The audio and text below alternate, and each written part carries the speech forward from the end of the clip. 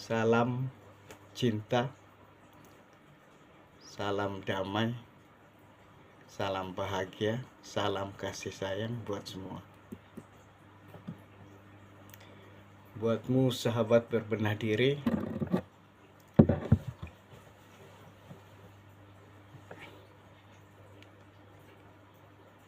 saya ingin berbagi pendapat sedikit. Kiranya ini bermanfaat ya, boleh dikutip. Intinya ini adalah pendapat. Mungkin ada kebetulan yang hari ini sedang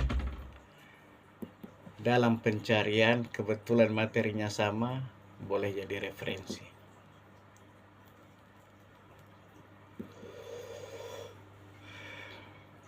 Tujuan utama dari setiap bentuk ibadah yang kita lakukan, apapun itu,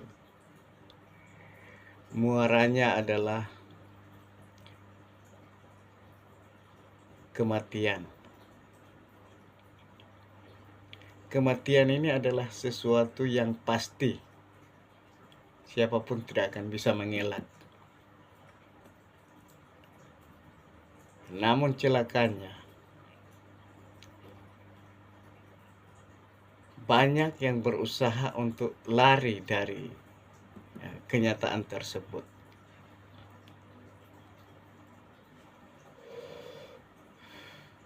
Sehingga didasari dari alasan itulah semua berupaya mencari modal, mencari cara bagaimana untuk selamat dari kematian tersebut. Yang luar biasanya, semua percaya bahwa itu bukanlah akhir. Itu adalah awal kehidupan yang jauh lebih langgeng. Tetapi bersamaan dengan itu, justru semua takut akan momen itu. Kenapa seperti itu? Karena banyaknya pendapat-pendapat, banyaknya asumsi-asumsi tentang hal-hal yang akan dihadapi setelah berurusan dengan kematian kelak. Sementara kenyataannya,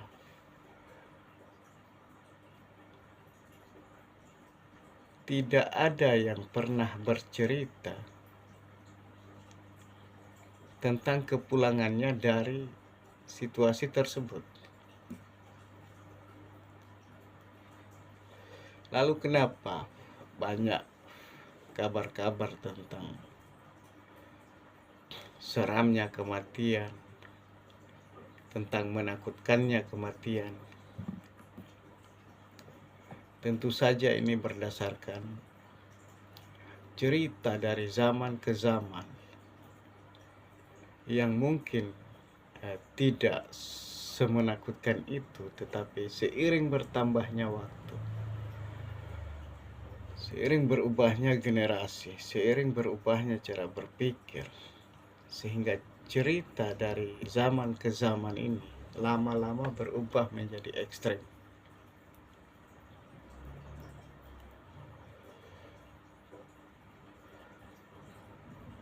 Tetapi apapun yang menjadi alasan dari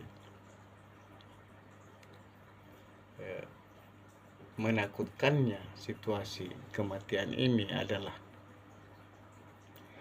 pada dasarnya karena didramatisir oleh cara berpikir, dibumbuhi dengan banyaknya pendapat-pendapat yang kemudian sampai ke otak, didramatisir sedemikian rupa sehingga kesannya ini menjadi sesuatu yang sangat menakutkan. Padahal sudah dijelaskan di banyak hal bahwa apa yang kita pikir, apa yang kita lihat, belum tentu realitanya seperti itu. Tetapi mau tidak mau kita harus percaya itu. Karena hal-hal seperti ini sudah tertanam di dalam otak kita, di dalam cara berpikir kita.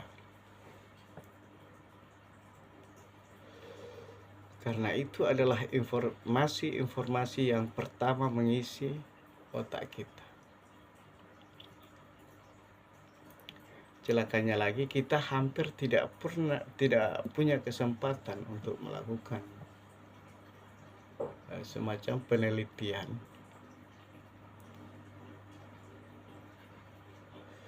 karena ketakutan akan hal-hal yang sudah menjadi kesepakatan di masyarakat tentang yang kebenaran itu seperti apa. Jadi di sini kita terikat untuk tidak melakukan observasi karena pada dasarnya kita sudah ketakutan duluan.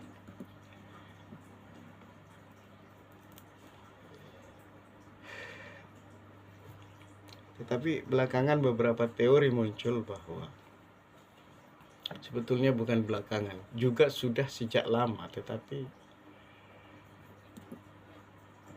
teori-teori ini cenderung dikesampingkan karena menurut sebagian orang ini sangat berbahaya sehingga jarang dimunculkan. Namun pada belakangan ini, di era modern sekarang ini, di mana YouTube sudah marak, ternyata para pakar-pakar spiritual sudah mulai banyak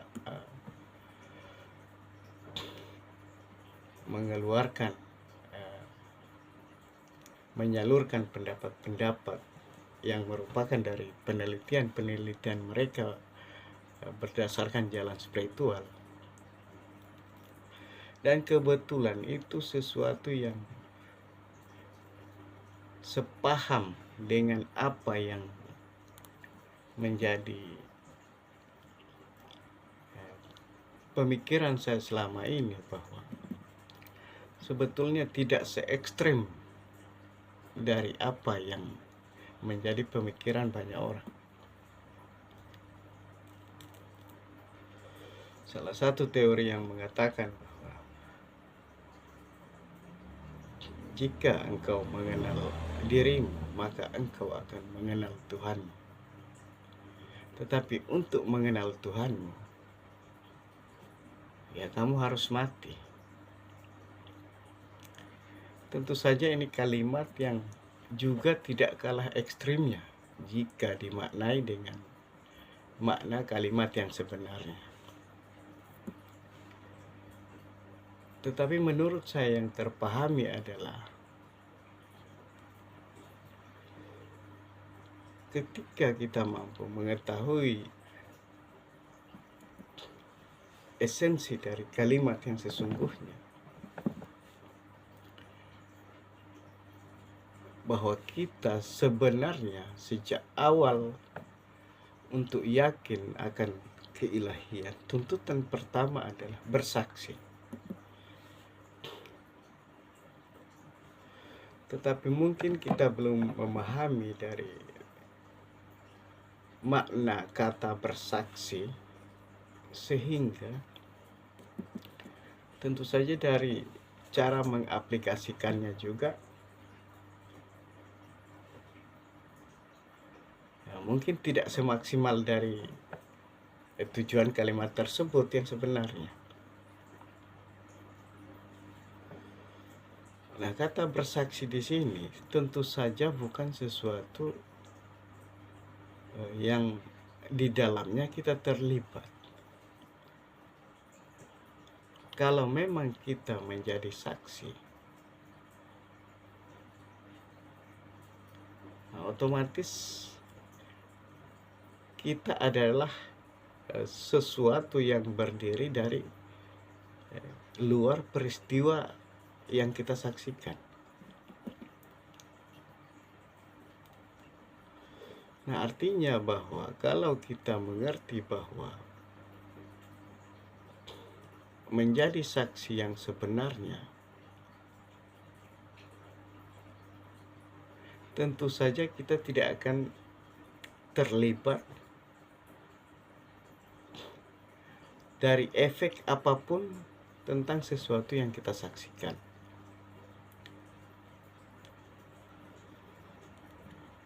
Nah, dalam istilah lain,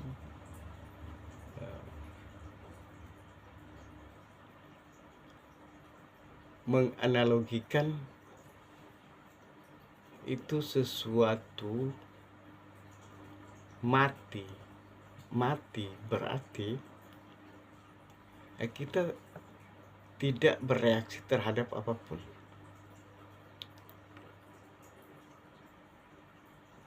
Jadi kata matikan, berlatih mati sebelum engkau dimatikan.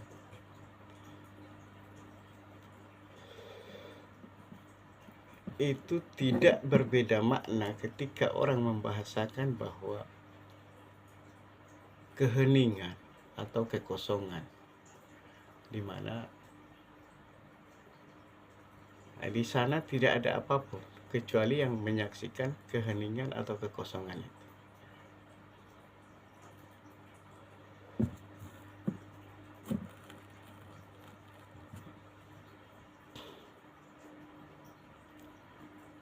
Nah, kalau kamu menjadi penyaksi,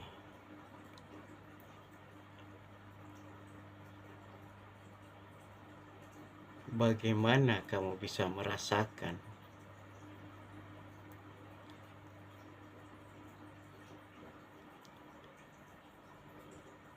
apa yang seharusnya kamu saksikan dengan kejujuran? Kalau kamu ikut merasakan tentang sesuatu yang kamu saksikan,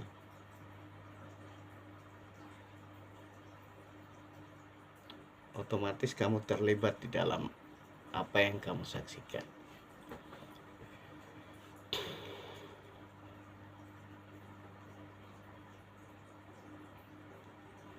Kalau kamu masih larut di dalam apa yang kamu saksikan, berarti ada cerita yang sedang dibuat oleh otak.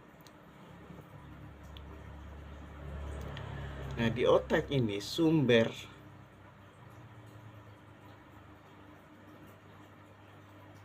dari segala informasi yang kemudian dirangkai menjadi kalimat, kata-kata yang pada akhirnya itu bisa diartikan menjadi sedih, menjadi bahagia, apapun itu bentuknya, berarti ada keterlibatan kita di dalam. Kalau kamu terlibat di situ, bagaimana kamu bisa katakan kamu mati?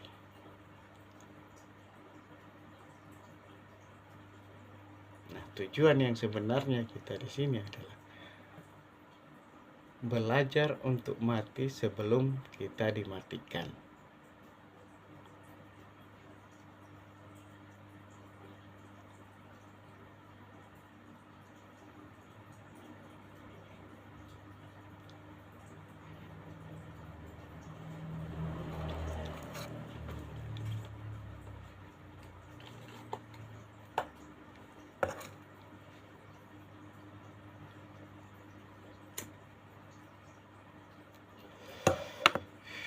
Saya yakin jalannya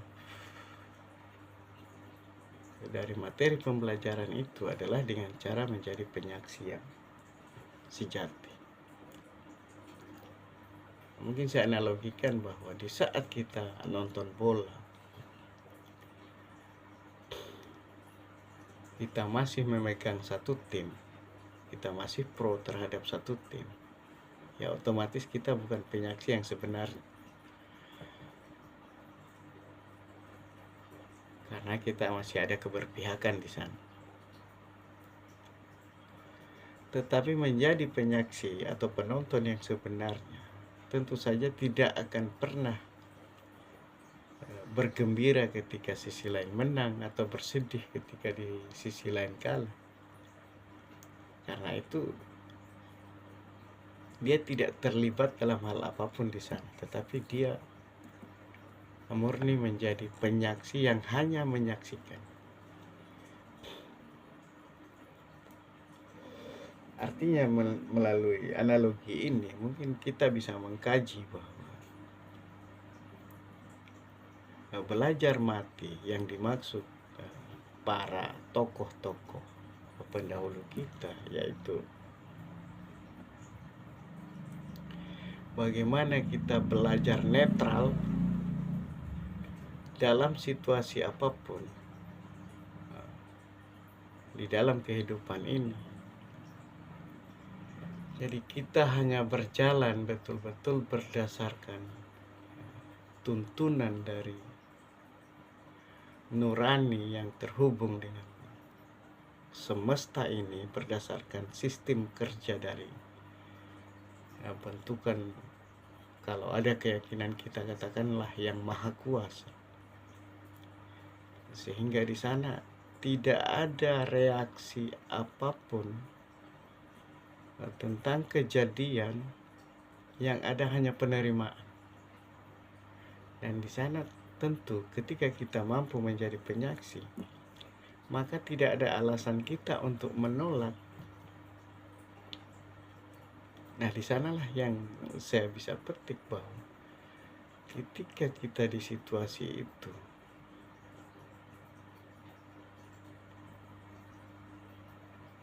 mungkin disitulah kita merasakan yang namanya kematian.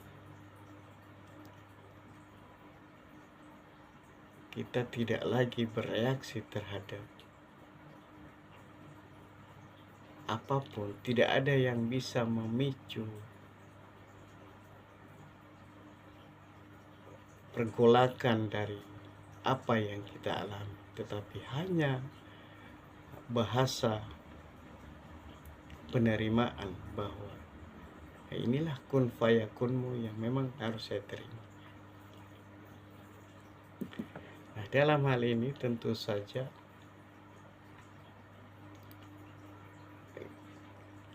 tidak ada kepastian bahwa ini akan mengantarkan kita ke situasi kematian yang sesungguhnya. Tetapi sebagai usaha kita bahwa ketika kita memahami sejak dini tentang hal-hal seperti ini, mungkin kita bisa melatih dari sistem kesadaran teori seperti ini. Sebagaimana yang merupakan tujuan dari ritual-ritual, bahwa itu adalah bentuk latihan, bentuk kendaraan untuk mencapai penjemputan peralihan antara dimensi yang kita alami sekarang menuju negeri yang mereka sebut negeri akhirat, di mana yang saya saksikan banyak kejadian bahwa siksa yang dialami di detik-detik kejadian itu adalah ketika mereka masih terlibat dengan urusan-urusan yang sifatnya duniawi, dan di dalam kesadaran mereka tidak ada keikhlasan untuk meninggalkan apa yang menurut mereka berharga. Jadi poin yang saya petik di sana bahwa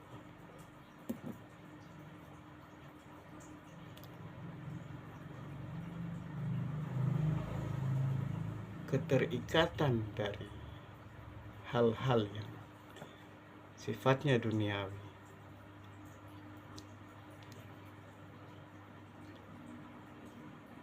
menjadi penyebab utama untuk menyambut kematian dengan gembira.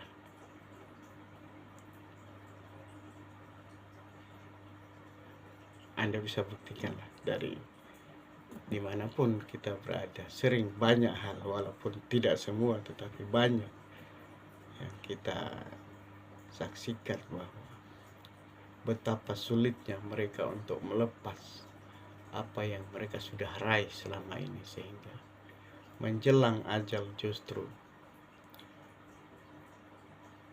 semacam semakin melekat dari pencapaian-pencapaian hal-hal duniawi. Poinnya di sini yang menurut saya perlu dilatih, yaitu melatih untuk menjadi penyaksi, sehingga kita mampu untuk tidak terlibat dari hal-hal apapun. Dalam hal ini kita bisa menerima bahwa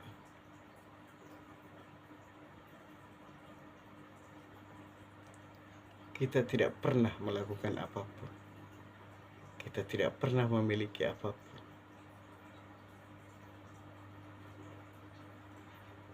Bahkan ketika saya datang ke dunia ini, semua sudah ada di dunia. Maka ketika saatnya saya kembali, yang di dunia tetap di dunia.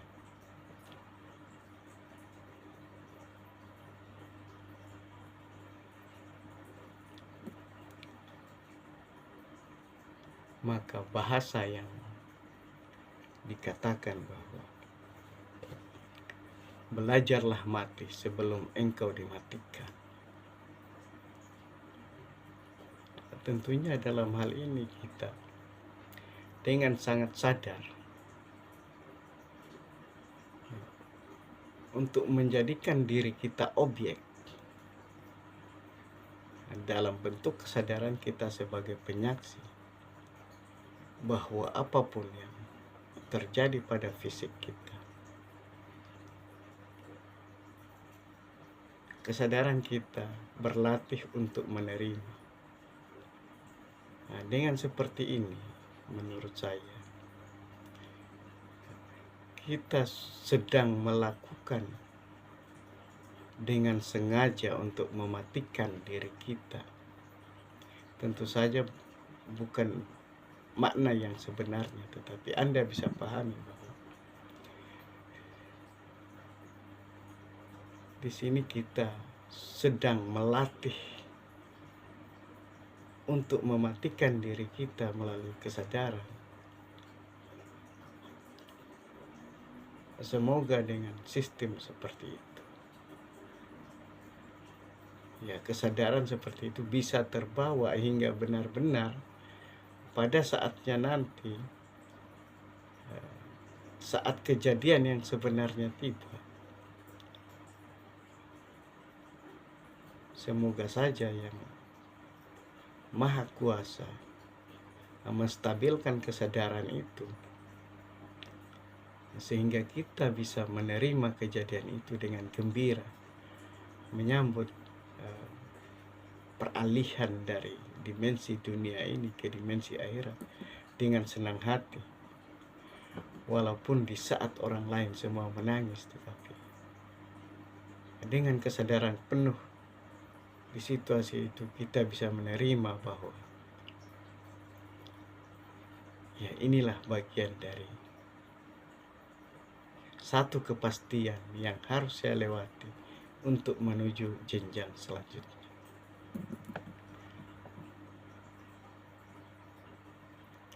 Maka renungkanlah bahwa ketika engkau berikrar tentang kesaksianmu, maka bersaksilah dengan betul-betul kesaksian yang murni, sehingga kamu tidak akan terlibat dari apa yang kamu saksikan, tetapi betul-betul mengukuhkan dirimu sebagai seorang saksi.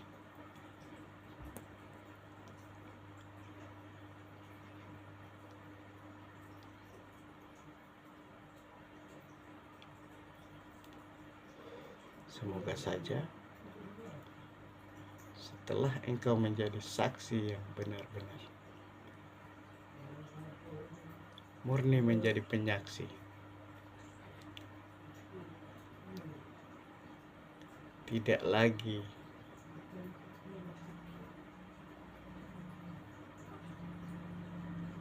ikut terlibat di dalam masalah-masalah di sekitarmu, termasuk masalah yang menimpa fisikmu sendiri. Terima kasih.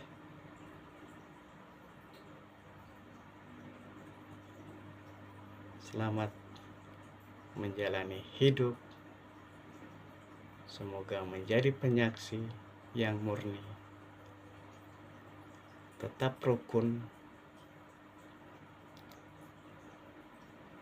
jangan menjadikan isi rukun sebagai masalah yang bakal merusak kerukunan, tetapi fokuslah pada judulnya, yaitu rukun. Terima kasih.